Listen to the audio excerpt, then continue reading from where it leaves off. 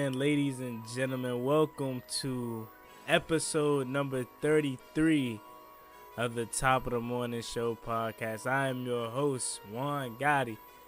I appreciate y'all for joining me this morning. How are we doing? I have a very, very good show lined up for you today as we have some topics to talk about. So, why waste any time? Let's get to what's on the menu this morning. First things first, opening statements. Every division favorite headed into this season. That's how we're going to open the show. In my opinion, who I think is the division favorites for every single division across the National Football League. And then we'll transition to what second-year quarterback will take the biggest leap in 2023. Then we'll continue the rankings that we've been doing the past couple shows, pick up where we left off, and that is the NFC South rankings. And after that, we will do the shout-out segment as we do every single stream. If you have some questions or comments that you would like to be read on the air, we'll do that. And then my Commanders segment that I'll fit in between there is, could the Commanders be tanking? It's a good show lined up this morning. Hope you stay tuned. Let's get straight to it. It's currently 9:32 a.m. on a beautiful, beautiful, beautiful July 7th summer day. And right now it's currently 83 degrees outside. It's pretty cool, you know what I'm saying? For the past couple days, it has been smoking. So right now, it's only 9 a.m. and it's already 83 degrees. But honestly, it's not that bad out there. It's hot, but it ain't that bad, right? So that's the current weather situation. I give you the weather update every single time we get on this jump. That's the weather update. Now let's get to the opening statements. What teams will be the division, or what teams are the division leaders headed into the 2023 season? Now, some may be normal, some may surprise you, okay? I want you to follow this exercise down below in the comment section if you want to. So, what are the division leaders headed into the 2023 season? For the NFC East, we'll start there since that's my favorite team's division. Washington Commanders, my team playing that division. We'll start in the NFC East. I don't see how you can't say the Philadelphia Eagles. I think the Philadelphia Eagles are still one of the best football teams in the NFL, and I think they are still by far the best team in this division headed into the 2023 season. Right? They got the most complete team now. You can't say, oh, they lost their offensive coordinator, they lost their defensive coordinator, so you don't know how things can fit. But again, this is headed into the 2023 season and mainly based off of their roster. Right? After them, I mean, you could make an argument for Dallas or Washington or New York as far as following them, how that order may rank out. But number one, I think back far is still the Philadelphia Eagles. Getting Jalen Hurts, under contract for the near future this offseason was a big move. Obviously, trading for DeAndre Swift at the draft, being able to get Jalen Carter to pair with Jordan Davis. Like, they did some really good moves this offseason. So I think Philly is still the division favorite headed into the 2023 season in the NFC East. Then you head to the NFC North. For the first time in a long time, it's not the Green Bay Packers, right?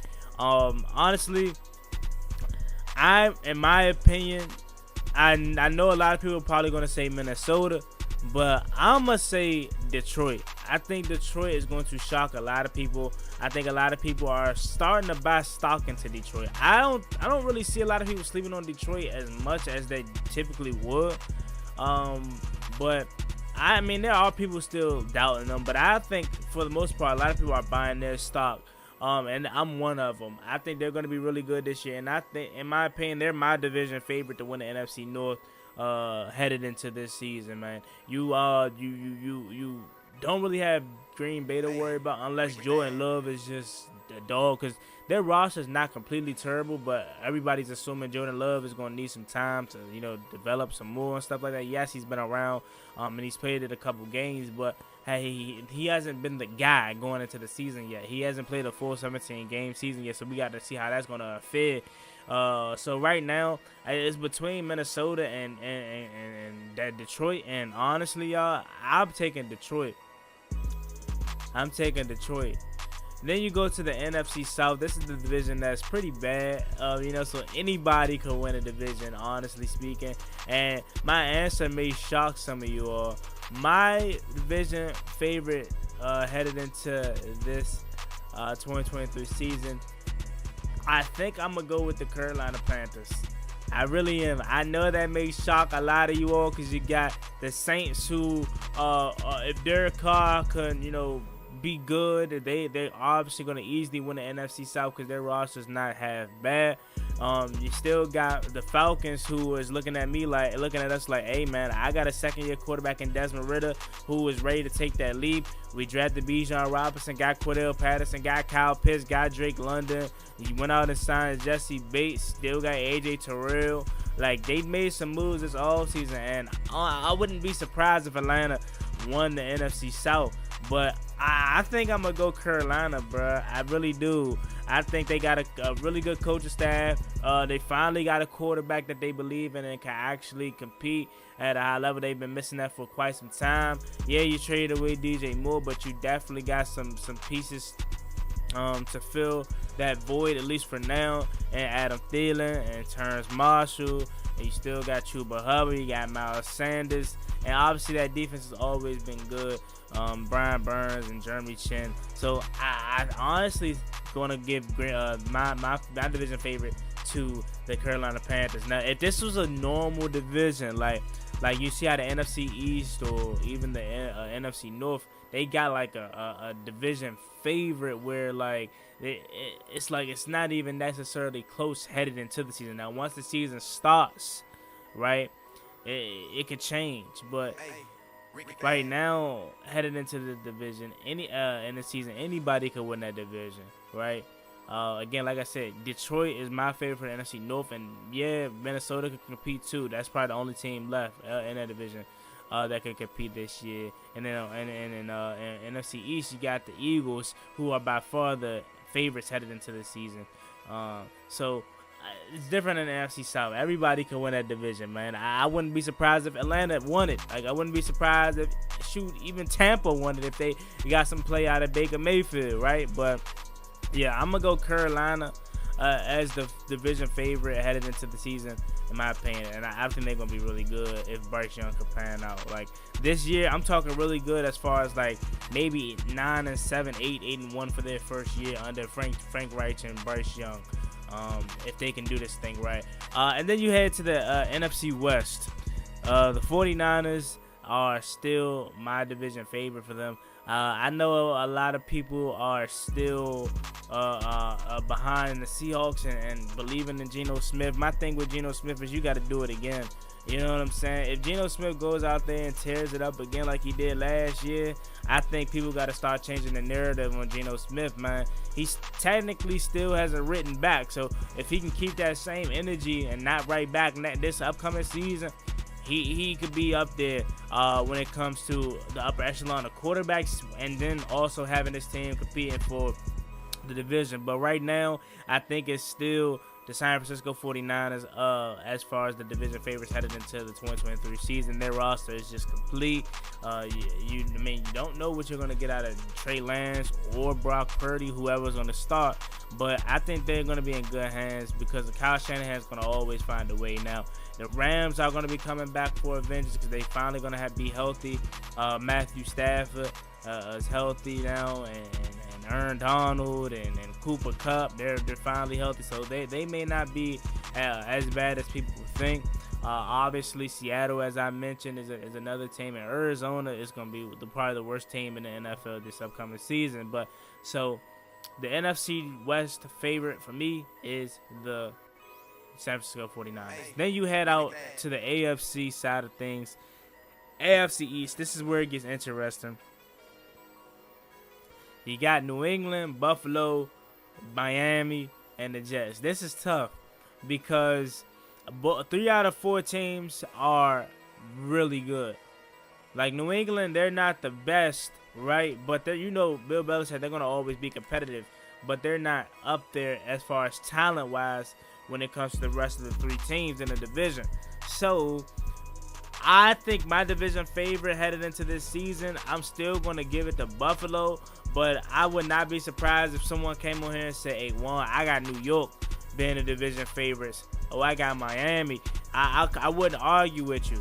You know what I'm saying? Because they're just as talented as the Buffalo Bills. But considering the fact that out of all 3 of the quarterbacks in that division, who's coming off the most successful season? Josh Allen. And you don't know what Aaron Rodgers is going to look like with the New York Jets. Straight going to the New York Jets. Like, we just assume Aaron Rodgers is going to go back to his old form.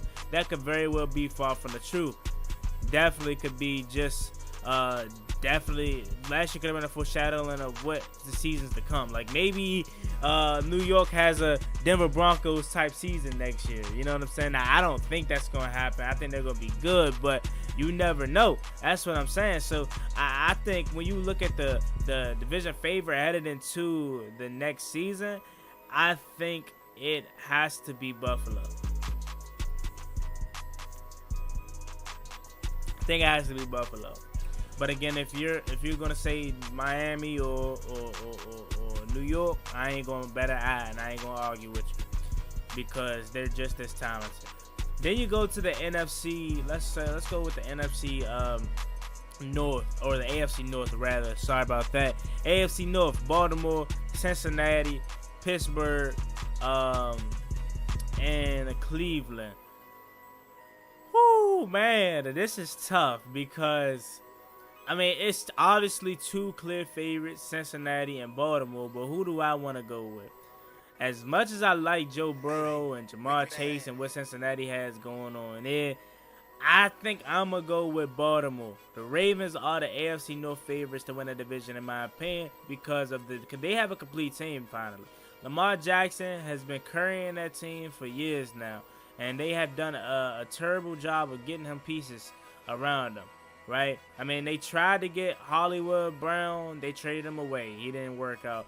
Rashad Bateman, he showed flashes, but he's been hurt. Now you got Odell Beckham. You drafted Zay Flowers, and now you got a healthy Rashad Bateman back, and you still got Mark Andrews. You got a new offensive coordinator there from Georgia, and you still got a really, really good running game. So I think Baltimore, in my opinion, is going to be really good, and I think they're the division favorites headed into the 2023 season in the AFC North. Man, I think Lamar Jackson, he gets a bad rep because of late he has not been able to stay healthy, which is true. But people want to just make it seem like he's not one of the best quarterbacks in football when he is healthy. Lamar Jackson's always starting out the season very, very hot. Now, can he finish it? That's the problem. Can he finish it? Can he get to the playoffs and make it to an AFC championship and make it to a Super Bowl? He hasn't been able to prove that. But again, I don't think he's had a roster as talented as the one he has now. So I'm going to give the division leader favorites to the Baltimore Ravens. Now, Cincinnati's not far behind. I can see the division definitely coming down to their final meetup. But right now, give me the Baltimore Ravens as the division favorites heading into the 2023 season. Then you head out to the the AFC South. AFC South is another division where I look at like it's poor man's. It's poor man's. Now, you look at the Colts, you look at the Titans, look at the Jaguars, who in my opinion, are the division favorites.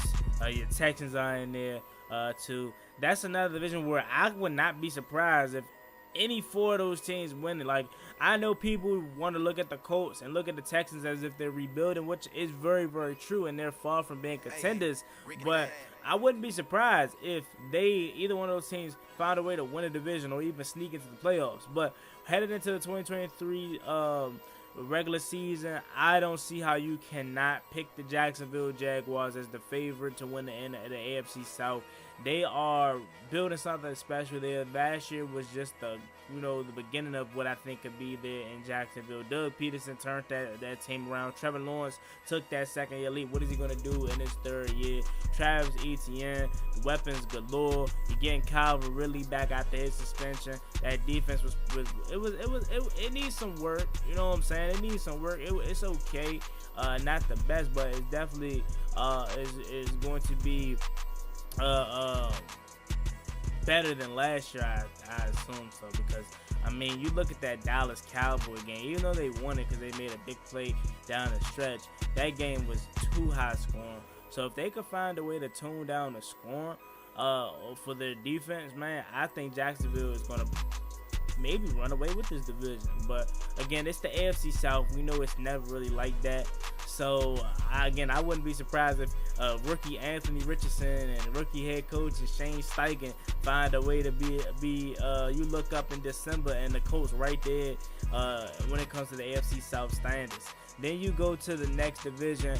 We got the AFC West, the Chiefs, the Chargers, the Broncos, and the Raiders. I mean, honestly, man, how do you not say the Chiefs? Like, I like the Chargers. I mean, I like Justin Herbert. Let me just say that. I don't necessarily like the Chargers. I like Justin Herbert. But I know they got some talent there in LA, obviously, and you are going to have now a wide receiver, another wide receiver to that room with Keenan Allen, Mike Williams, and now Quinton Johnston. You're going to have another weapon on the offense for Justin Herbert. But you look at the Chiefs. How can you not say that they're the best team, not only in the NFC or the AFC, but you can argue and say that they're the best team in the NFL, the AFC and the NFL. So I'm going to go to Chiefs as the best team and the favorite to win that division. The Broncos is going to be an interesting team to watch this year, because are they going to finally turn it around? They paid all this money to Russell Wilson, gave him that fat contract. You got talent on that roster. What are you going to do now that you don't have Nathaniel Hackett in that building and you now have a respected head coach in Sean Payton? I think they're going to be much better, but I don't think it's going to be enough to dethrone the Chiefs from being the division favorites or ultimately winning the division this year. So that is my take on it. What says you out there? What are your division favorites headed into the 2023 season for both the NFC and the AFC? Leave it down below. We knocked down every single division, and I'm interested to hear yours. So with that being said, let's go ahead and transition into the next topic. Which second-year quarterback will take the biggest leap? That is the beginning of the title here on Top of the Morning Show, episode number 33. But it's an interesting topic. I didn't make it the opening statement because I feel like putting it right there in the middle is the sweet spot. Right? Because this is where we have a lot to talk about. You got some second-year quarterbacks that are making their second-year start. You got some quarterbacks that's making their first-year start but going into their second year. It's a lot. I know a lot of people was trashing this quarterback draft, but it turns out that there are some solid pieces in this quarterback draft. So the 2022 quarterback draft. So which quarterback is going to take that biggest leap, right? Is it going to be Kenny Pickett? Is it going to be Brock Purdy? I mean, can Brock Purdy double up on what he did last year? Is it going to be Desmond Ridder? Is it going to be Sam Howell in Washington? Who is it going to be that takes that second-year leap this upcoming season, man? I think if you look at it at which quarterback has the most complete team and the most like, I won't say easy way out, but like it's hard to pretty much fail. You got to be terrible to fail. I think it's Brock Purdy. You saw what he did last year. Right, you saw what he did last year. Not taking no credit away from Brock Purdy at all, because you still got to step in and perform, and he pretty much did that up until he got hurt in the NFC Championship. he performed, right? But the roster around him was stacked already.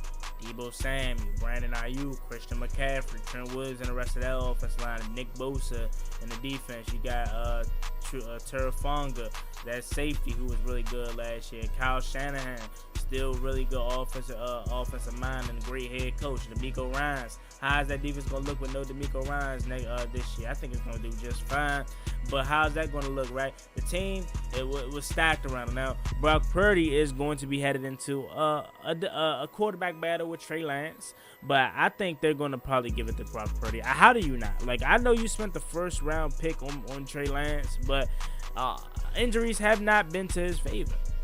Obviously, it's been unfortunate, but you got another quarterback that pretty much proved that he can play at this level and play high at this level. So I don't see how you cannot give that that starting gig to one Brock Purdy. So I think when you look at the most complete team, Brock Purdy is that guy and that team, the 49ers. But I don't think he's going to be taking that big second-year leap because he already had a monster season last year. Like, again, a 7th-round pick, nobody expected much from him. So how can he top that? Unless he goes out and is an MVP candidate, I don't see him really topping what he did last year. And I'm not saying he's going to be worse. He's probably just going to be just good enough for them to win the NFC West. But I don't see him topping what he did last year. In order for him to top what he did last year, again, he would have to be in the MVP conversation. Like I'm talking like 4,300 yards and 40 touchdowns. Like he would have to just go crazy. If he was the top what he did last year. So I'm not going to pick Brock Purdy for that very reason. Then you go to the next guy and Kenny Pickett. Man, Kenny Pickett was a guy that honestly had a okay rookie season. Like he had the rookie season that you really much expected. Like ups and downs, flashes and woes. Like he had all of that, right? But more of the story, what he gave you was hope, and he gave you a feeling that, hey, we got our franchise guy. That's what I saw from Kenny Pickett. Like I think Kenny Pickett showed just enough that the Steelers are willing to give him a chance and show him he's a franchise quarterback. I think Kenny Pickett can do it. I really do. He now is going to obviously be going into his second year in that offense. You got George Pickens coming back. Obviously, you got Deontay Johnson. You got some weapons on that offense side of the ball. And then you obviously pick up Joey Porter Jr. in the draft, so that defense is good. Obviously, we're led by T.J. Watt. I think Kenny Pickett could be that guy that takes that huge second-year leap, considering the fact that he already has pretty much one full season under his belt. He can take that second-year leap. Now, again, he was 7 over 9 last year, so not ideal. Not ideal, but the stats don't speak for itself. Like the stats on paper does not show Kenny Pickett being good. But again, 7 over 9, he was a rookie. He wasn't even. I'm pretty sure if they could have it the way that they could have it, they probably wouldn't even have played him his first year. But they had to because they didn't have nothing there in Pittsburgh. So again, I could see him taking a huge second-year leap. If everything around him is good. Now, again, they have some solid weapons, but there's other people on this list that I think the team is just much better. He played in 13 games last year, so he has probably much. Other guy that has close as much playing time as him is probably Desmond Ridder. So I can see Kenny Pickett taking a second-year leap. Is it going to be the biggest one out of all these guys? I'm not sure. But I can see him taking a second-year leap. And again, that's probably all they need. That's probably all they need from him is to be serviceable. That's one thing about Pittsburgh. Like, as good as Ben Roethlisberger was, I don't think Pittsburgh needs another Big Ben. Like, they would love if Kenny Pickett is Big Ben or better. But they don't need Big Ben. If they could just have, like, a above average guy, they're going to be competing in the AFC North every year. Now, it's probably not going to be as good. It's not probably not going to be good enough to win the AFC North, but it's going to be good enough to get you one of those wild card spots at least, right? So, again, Desmond or Kenny Pickett rather is a guy that I could see taking a second-year leap, but I'm not sure if it's going to be the biggest one out of them all. So that's what I have to say about Kenny Pickett. Then you go to the next quarterback here, Desmond Ridder. Desmond Ridder is a guy that, coming out of Cincinnati, I liked him. He seemed like he was the most pro-ready quarterback out of this draft class. I know a lot of people want to say Kenny Pickett, but I felt like it was Desmond Ridder. And I think he could have a really good second-year leap. I think if it's between him and the next guy that I'll talk about that has the big second-year leap when it comes to the biggest. He has a lot of weapons around him, and I already mentioned them earlier. Obviously Kyle Pitts and Drake London, and you have now Bijan Robinson and Cordell Patterson, and the defense is much better than what it was last year. So you definitely have better things there in Atlanta. Now, are you going to be able to get the most out of Desmond Ridder? That's up to that offense. That's up to Arthur Smith and that offense, because Arthur Smith is pretty much the guy that runs the offense side of the ball. He loves running the ball, so he's going to maybe play this thing where you don't want to really give Desmond Ridder the ball. You don't want it in his hands. You don't want him to mess things up, but that could probably affect him in a negative way because he can sling that thing. Now, it can help him out in a positive way by keeping it out his way and he doesn't turn over the ball. That could always be a thing, but you're not giving your quarterback a chance. And what you're basically showing to your quarterback is that we don't trust you. And when a quarterback doesn't feel like they can be trusted, that could wear out on his mental. So that could be a situation there in Atlanta. But if we're talking talent-wise, I think Desmond Ridder is probably the second most talented guy in his draft class, behind the last guy.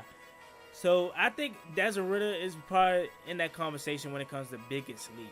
You know what I'm saying? He played in about 5 full games last year where he started. So he has some experience under his belt. But the next guy I'm going to talk about is the guy that I genuinely think is going to make the biggest second year leap. And I'm not being a homer, I promise you. But that's Sam Howell. I think Sam Howell, out of all these guys, are going to take the biggest second year leap. Why do I think that? I think we have the most complete roster besides the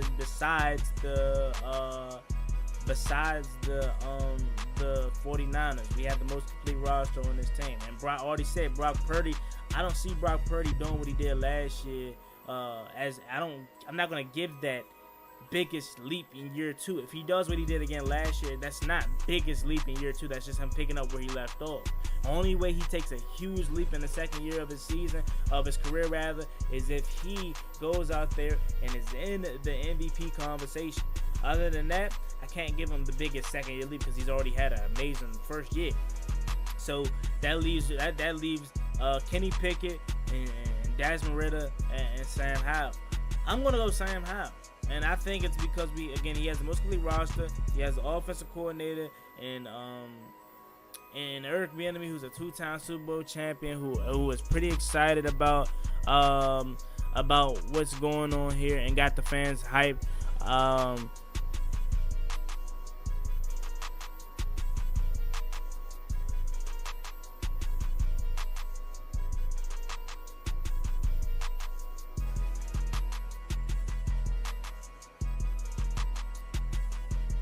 He got the fans hyped about what's going on there in Washington and what we could potentially have. Then you look at again the off the field issues. No more players having to worry about Dan Snyder and asking questions about Dan Snyder. That's a thing in itself, and I know a lot of y'all may look at it, if you're not Washington fans, may look at it like, how is that going to affect the players? It affects them in a very, very, very positive way. Little do you know. And then you look at the rest of the reasons. Again, the complete roster is one, but you look at Sam Howell in itself. He has all the tangibles. The only thing, again, like I said, you could say about Sam Howell that probably is a negative and something that he can't control, and that's his height. But when you look at the arm, you look at the accuracy, you look at the speed, the athleticism that he plays with, the strength, he has it all. He's a guy that can even take hits. Like he's built to where he can withstand a 17-game season. That's literally the only thing that you could probably say about Sam Howell that's negative. You know what I'm saying? He doesn't have the best footwork, but that's okay. You can always work on it, right? But as far as a guy that you feel is talented, a guy that you know can lead a team, it's Sam Howell. And I know it's college, but he goes in from start as a true freshman in North Carolina, you know, day one, going there and turning that program around. Again, this guy was on the Heisman watch list prior to his last season there in Chapel Hill. If his NFL talent don't leave how they did the season prior, they're probably going to make some noise, and I think they would be in the ACC championship game potentially. I mean, if you give Sam Howell, De'Ami Brown back, Daz Newsome, I think Javonte Williams went there, running back for the Broncos, and countless other offensive pieces that left for the NFL draft that year in 2021. If you give them or 20, would that be 21 season, 22 season he played? Nah, that would be 2020. Whatever year it was. The final year prior to him, before his junior year. If you give him those guys back, they are going to make some serious noise. They're going to make some serious noise. So he's a guy that just gets it, and he's a guy that has all the tangibles. And I think he's in a situation to where he can make the biggest second-year leap. Again, the only other guy that I could genuinely say has a complete roster is Brock Purdy. But even Brock Purdy doesn't have Eric Bieniemy, right? I look at our wide receiving core, and I take our wide receiving core over the San Francisco 49ers. I love Brandon Ayuk, but he ain't touching Terry. He ain't touching Jahan. Curtis Samuel is still dang good, and I think a lot of people forget about him. They got Deebo Samuel, but Deebo Samuel, he's cool, but like he ain't like, I'm not saying he's trash, but he not better than Terry. I'm just gonna say it. I'm just gonna say it like that. He not better than Terry. He good. He one of the best weapons in football. Is he one of the best pure wide receivers in football? I don't know, because he's not a pure wide receiver. But he's not better than Terry. So I think we got the better wide receiving core. You know what I'm saying? But yeah, man, I think Sam Howell is a guy, and this is unbiased. I promise you, it's unbiased, bro. He is going to take that second-year leap. Like, if you look at it yourself, look at the situations that each team is in. It's no way you don't pick Washington's quarterback as the guy that has the potential to take the second-year leap, the biggest second-year leap. It's just facts. So with that being said, we're going to transition into another topic. We're going to talk about the NFC South rankings. Now, I pretty much did that already. I think I may have actually did that on the last show. Let me actually double check that right quick. I think I did that on the last show. If I did that on the last show, then we'll quickly just change it to another division. But if I can remember correctly, I don't know actually if I did or not. Let me double check what I did. So yeah, I did NFC North rankings last time. Okay, so NFC South today, we'll be ranking the offenses and defenses from first to worst. Let's get that started. So coming in at number 4, I got the Tampa Bay Buccaneers. Okay, Tampa Bay Buccaneers. This post Brady era now, man. What are they gonna do? What is Todd Bowles gonna do? You got Baker Mayfield there. Is he gonna be good? You still got Mike Evans. You still got Chris Godwin. Okay, defense is still pretty much intact for the most part, but I don't think they're going to be able to compete. I just don't believe in Baker Mayfield anymore, and I'm not the biggest Todd Bowles fan. So, I don't know if I necessarily believe in Tampa, honestly. So that's why they're number 4. And then number 3, I'm gonna go. If we go on NFC South, I think I would say the most complete roster. This is offense, by the way. My fault for not saying that. Offense. If we're talking offense, I think I'm gonna go honestly New Orleans, because if we're talking like talent outside of Michael Thomas, and you don't even know what he is, Chris Olave is probably the wide receiver one now. Chris Olave and Alvin Kamara. Who else is there in offensive talent consistently? I mean, you still got Taysom Hill, right? But how much does he really affect the roster in a sense of talent-wise, matched up against the rest of these other teams? Not saying he's not talented at all, but you look at the rest of the other teams in the division, their talent is much better. You get Jamal Williams this offseason, that's cool, but he's not nobody that blows you away. I don't think that their offensive talent is better than the next two teams. So I put them third. And then number two, I think I'm going to go Carolina. I think Carolina has the second best offensive roster in the division. I think they have an opportunity to maybe climb at number one. But right now, I think they're number two. Only because what are you going to get out of Bryce Young? What are you going to get out of DJ Chalk? I'm pretty comfortable, even though he's 33 years old, going to be when the season starts. I'm pretty comfortable to say that Adam Thielen is going to be good. Right? Hayden Hurst.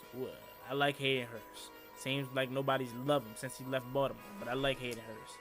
Right? You got Terrence Marshall. Is he going to be good this season now that he's going to be given opportunity? Think so.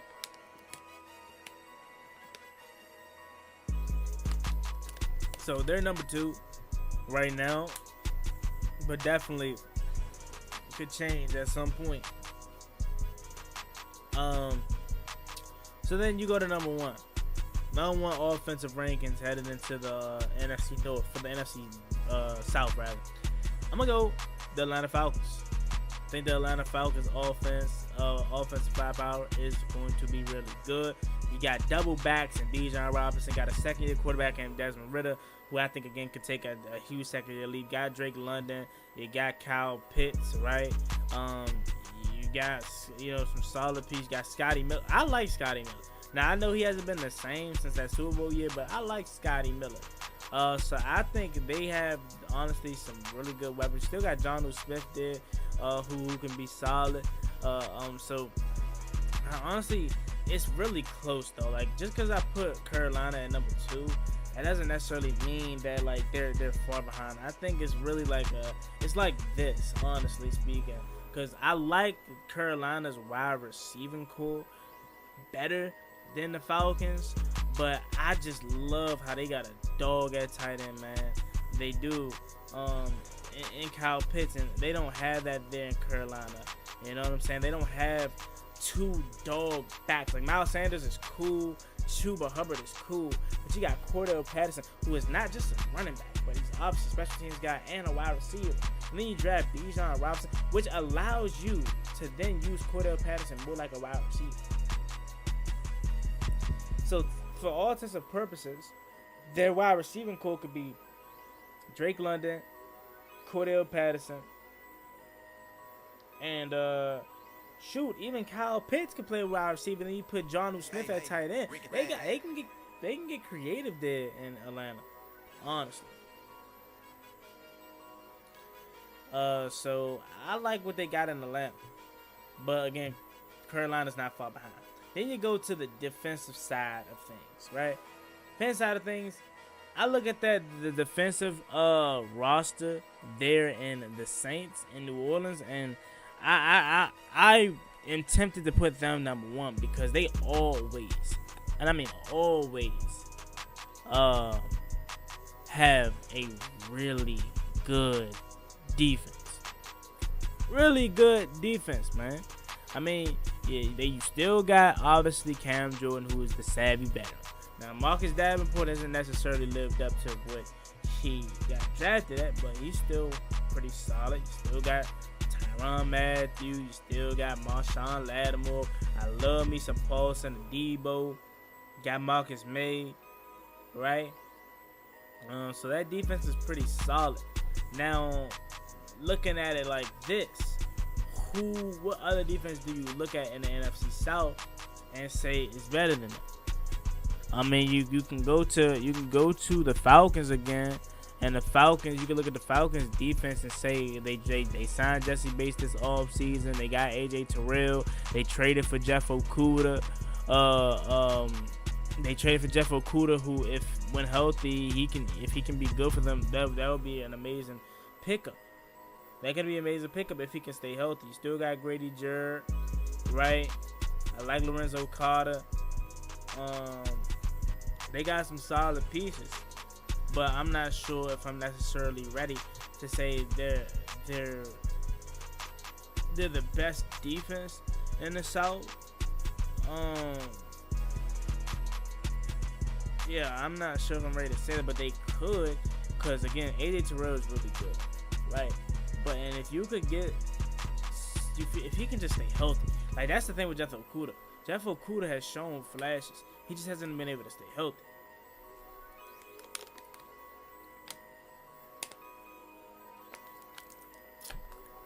So I can't go Atlanta.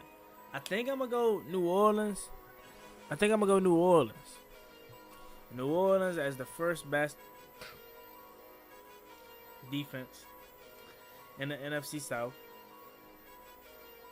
And then after New Orleans, do I go Tampa and then Carolina, or Carolina then Tampa and then have the Falcons last? I think honestly that's where it is. Honestly. So that's it for that segment. Let's go ahead and get to the Commander segment. So, Commander segment that we have today is a topic that is on the other end of the spectrum, okay? A lot of people want to talk about Washington, potentially taking that second-year leap with Sam Howell, or finally turning it on, and Ron Rivera's fourth year. Eric Bieniemy is going to be this huge hope for the team. But there's also a section of media people out there and football fans that think Washington is going to be one of the worst teams in football this year.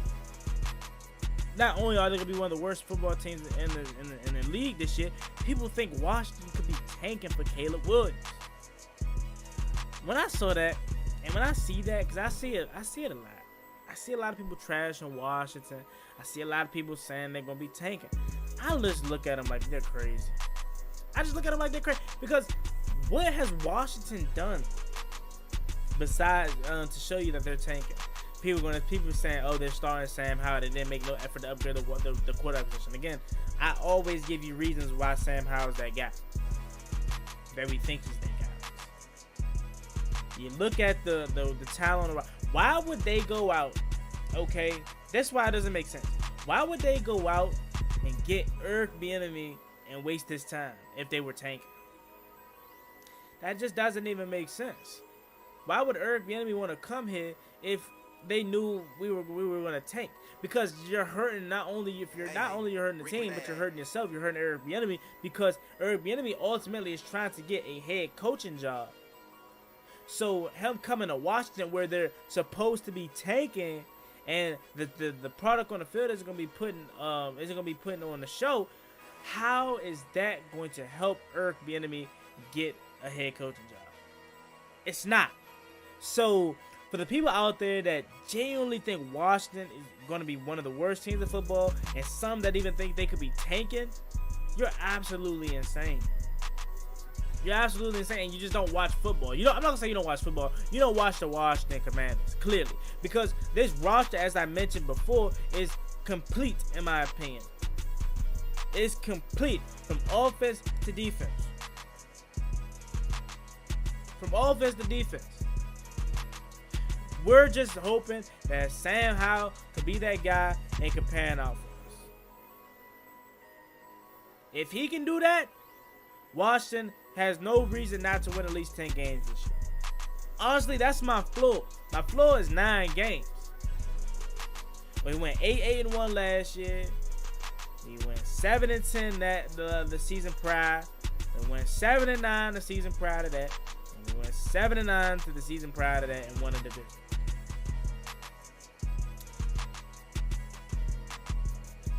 So Washington is in a situation to where they're not tanking. Again, they've been mediocre the past couple years. I think I put one extra season on us more than I should have. So I think it was 8-1 last year, 7-9 the year prior in 2021, and then 7-9 the year prior to that, 7-10. Right. Washington can't afford to tank. Can't afford to do that. They get new ownership in here, right? Everybody wanting to keep their job. I don't know nobody that want to get fired. So they have no choice but to put on their best foot. So why would they tank? That don't even make sense. Ron Rivera doesn't want to stop coaching.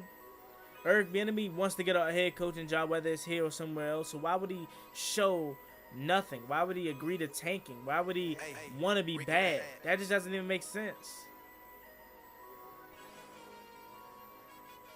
Why would a free agent right tackle sign here where he has other offers if he know that they're gonna be tanking, or if he know that they're gonna be bad?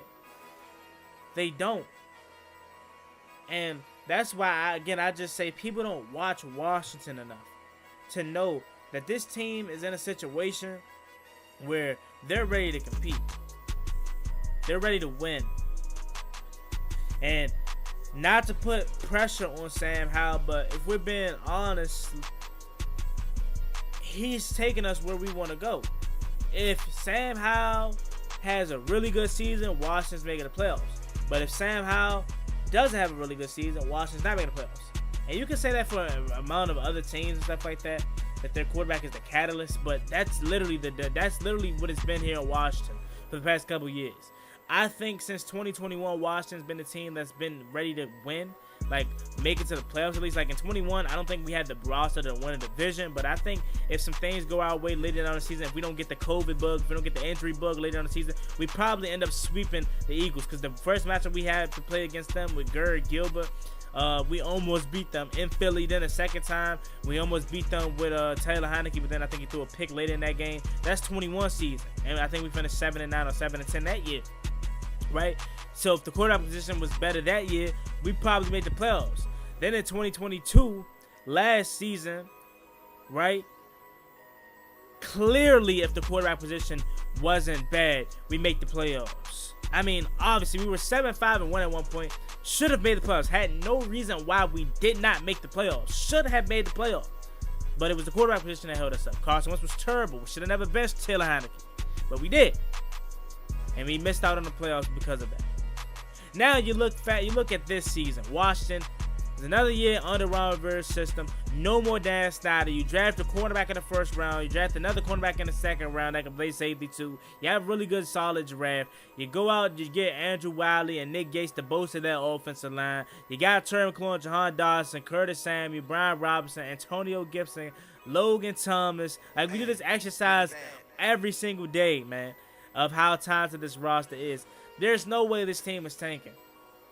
This team is ready to compete, and it's pretty much where Sam Howell's going to take us.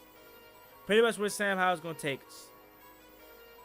Defensive line, one of the best in the league. You re-signed Jonathan Allen a couple years ago. Now you re-signed Deron Payne, Chase Young, Montez Sweat. One of those guys is going to get a bag, but what's stopping both of them from getting a bag hit? Right? You got Cam McCurl, one of the best safeties in football. Derek Forrest going to be looking for another huge year. Benjamin St. Juste, one of the best cornerbacks in football. If he can stay healthy, I think he can finally show that.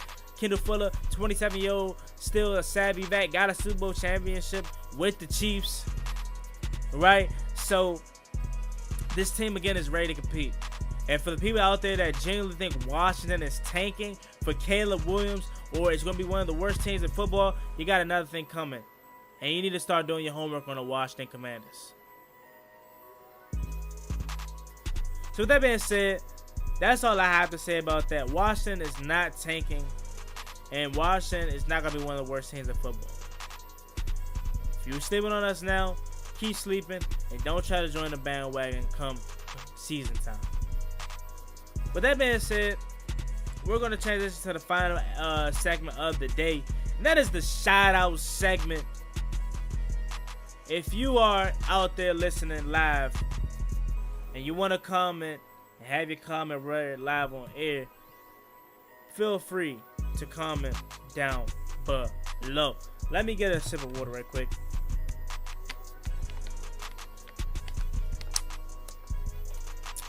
Let's get it. Alante, appreciate you, Alante, for listening to Top of the Morning Show. My guy Alante is always here supporting the show. My guy, shout out to you. He says, "What's up, Young King? What's good, Alante? Hope all is well with you, my guy. I am your mind. I'm on your mind, or I am your mind. Appreciate you for listening to the Top of the Morning Show this morning. I am your mind says." It just jumped to 93 in the last 5 minutes. Really? Wow. So my computer must be behind that because it says 85 outside. 93 degrees. Whew-wee. It's only 10:22. It's only 10:22. Where are you located? Are you in DC, Maryland, or Virginia? I am your mind. Because right now it still says it's like 86 and 85 and stuff like that. So I wonder where you're at, because it's 93 where you are. Pretty hot, man. Stay cool out there. Nicole Williams, appreciate you. Nicole Williams says good morning. Good morning, Nicole. Nicole also says go Washington. Nicole says I think Washington will win the division. Hey, I would love it if we won a division. I would love it. Just Washington football. I appreciate you, Just Washington football, for listening to Top of the Morning Show. Just Washington football says, is Sam Howell going to have a better second year than Zach Wilson did? I think there's no question. I think there's no question. Now, again, I know Sam Howell hasn't played. I don't have to keep telling me. I know Sam Howell has not played a full season. But there's no way he doesn't have a better season than Zach Wilson. Zach Wilson had a lot going on, just not even on the field. Because talent-wise, Zach Wilson has it all. You know, besides the accuracy, all right? But it's just not there mentally. It's just not there mentally. And when it's not there mentally, then you just don't get it. You can't be successful. So it's not really Zach Wilson's play. I mean, it is. He was terrible. But it's not really his play that's holding him back. It's really his mental that's holding him back from potentially being their guy. Now, I think they're going to keep on to him because he's 23 years old. They're going to keep on to him because they don't know how long Aaron Rodgers is going to play. So Zach Wilson can sit behind Aaron Rodgers for the next couple years. He's only 23 years old. So if he sits behind Aaron Rodgers the next couple years, and let's say at 26 years old or 25 years old, he's ready to rock and roll again, he gets a second shot, and he's gonna be good. I can see that being the case. But for Sam Howell having a better second year than Zach Wilson, I think so. Zach Wilson finished the season with I want to say like 1,500 yards last year or 1,300 yards last year. 1,300 yards last year, or 1,600 yards actually, and 6 touchdowns, 7 interceptions. So I can see Sam Howell definitely, if he plays at all 17 games, definitely knock that out the park. No question about it. Next question, or next comment rather. My comp to Sam Howell, this is from Just Watch the Football. My comp to Sam Howell says, hold on, I gotta pull the comments back up. My comp, here we go. My fault, it just scrolled down. My comp to Sam Howell is Will Greer, who reminds me of SMH. Who reminds me of an SMH I didn't even think he's on the team. Yeah, I remember Will Greer from West Virginia. I remember David Sills too as this go-to wide receiver. Sam Howell reminds you of Will Greer. I don't know if I necessarily have an NFL comp for Sam Howell yet. I mean, he looks like Baker Mayfield, like literally, but I don't know if I want to necessarily say. I think that's probably his NFL comp, but I'm pretty sure there's other ones out there. Dub says, Juan, salute, bro. Shout out to you, Dubs. I appreciate you for listening to Top of the Morning Show, hosted by Juan Gotti. Thank you so much for taking your time out your morning to listening to the morning show. Nicole Williams, appreciate you, Nicole Williams again. Nicole Williams says Sam Howell, and she doubled up, they doubled up. I don't want to assume genders. I know that's a touchy subject. But Nicole, I'm gonna assume it's your girl. Nicole says Sam Howell again. Hazy says, I went to AC this weekend and betted we went to win the bowl, or we make the bowl. I know that was probably. I mean, that's not a bad bet from the simple fact of how low it probably was. I'm interested how much did it cost. I'm not a betting guy, but I definitely would love to bet on that, because I mean I know it's not that much. I wonder how much it cost and how much the payout would be if we did make the bowl. Where do you think Washington could? Let's see. Quandorian Simon. Quandorian Simon says, what do you think Washington receiving core and D-line ranks? I appreciate you, Quandorian, for listening to Top of the Morning Show this morning. Or Quan, I'm sorry, man. I don't want to mess up your name. If you could tell me how to pronounce it the correct way, that would be great. I don't want to mess it up, but I think it is Quandorian or Quandorian. I don't know, my guy. Help me out. I don't like messing people's names up, because I know a lot of people don't like when people mess their names up. So I'm a guy that loves to get them right. But what do I think Washington's receiving core and D-line ranks? I think it's up there, man. Where do I think they rank? I think I'm gonna make a whole separate video for this, or a live stream, but I think it has to be. Let me see right quick, because I know the 33rd team did a post about the receiving cores, and they had Washington up there. I gotta do it only because where do the rest of the team ranks? Rest of the wide receiver core ranks, or who are the rest of the wide receiver cores up there? Because I know it's the Dolphins, Jalen Waddle, what's his name, Chosen Anderson, and Tyreek Hill, Justin Jefferson. They drafted obviously KJ Osborne. They got K-Ham, and then they got obviously who they just drafted, Jordan Addison. Man, that's a tough one. I think we're definitely top 10. Now, I don't know exactly where we rank, because I got to do some homework. So I'll get back on you with that. And defensive line ranking, in total, I think we're top 5. I think we got 2 of the best defensive tackles in football, and we still got serviceable edge rushers who are ready to break out. Pronounce Quandorian. Okay, Quandorian. My fault. Quandorian. Quandorian. Alright, bet. I got you now, my guy. I won't mess it up no more. Shout out to you. DeAndre Taylor. Or Quan. Let's see, my guy. I'm gonna just call you Quan. I'm gonna just call you Quad. I'm gonna call you Quad for right now until I learn it. My guy Quad says, Quadrion. That's about to dog me, fool. Cause now I'm trying to learn. I don't want to know Quadrion. I say, where'd I get Quadorian from, bro? I'm tripping. But my guy Quad says, I love your videos, man. I appreciate it. I appreciate you supporting, man. Thank you so much, and thank you again, my guy. DeAndre Taylor. Shout out to my guy DeAndre Taylor. Always listening to Top of the Morning Show. He says, top of the morning to you, DeAndre Taylor. And Donnell Jenkins, my honorary Cowboys fan. Shout out to you. He got the Cowboys logo back. Says best morning show on YouTube. Can't wait for training camp. Hey, man, I appreciate that. Man. And it's people like you out there that makes me just kind of feel like, man, if I never stopped like doing it, if I would have just been consistent, like honestly, y'all, we're at episode number 33. I started this thing in October, but I took some breaks because it wasn't coming out the way I wanted it to. I wanted it to have a look kind of similar to what it has now, but even I want this to be a more professional look. So I took some time away from that, and now I'm getting back into the swing of things. We're only at episode 33.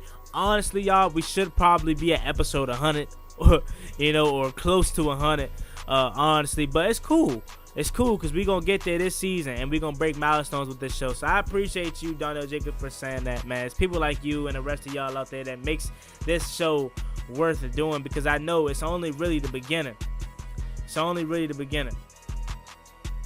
We're still definitely in the beginning stage of this show, and we're going to continue to go up, and I cannot wait for the season to start because we're covering everything.